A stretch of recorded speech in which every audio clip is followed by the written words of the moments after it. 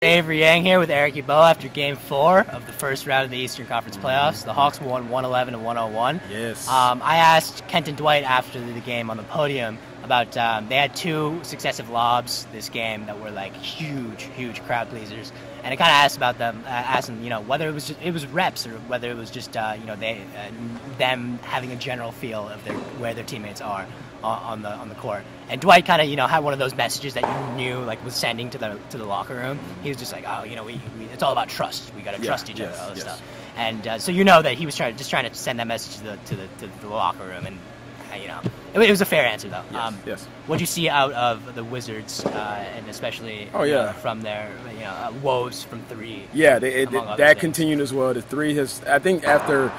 I want to say game one. Well, I'll say game two. The Wizards, since they got in Atlanta, they struggled from three, definitely. And Atlanta's done a really good job with just kind of getting out there on the perimeter, running them off the line, and forcing them into the paint. And then also from there, they've just done a good job. I'd say the Hawks giving them credit for just closing out the paint. But for the Wizards, I mean, John Wall struggled this game after Beal went off game three. After Beal was cold in game three and John Wall had a great game 3. It kind of switched roles here. And as well, they struggled in transition. We know Washington's one of the best teams in transition, and to Atlanta's credit, they're able to get back, get out on shooters, and limit all the transition offensive points that they've been pouring in the first 3 games. Also, Kent Bazemore, we got to talk about Kent Bazemore. 16 points. Yes. Really just solid all-around game from the Hawks. Like Millsap at 19.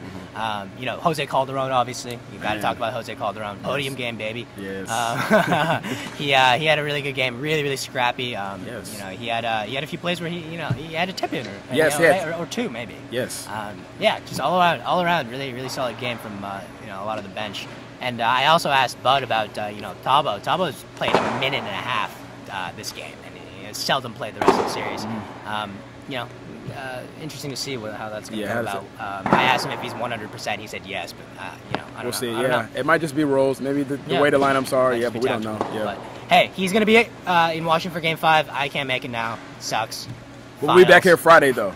Yes. We'll Game be 6. back here Friday. Game 6. Peace.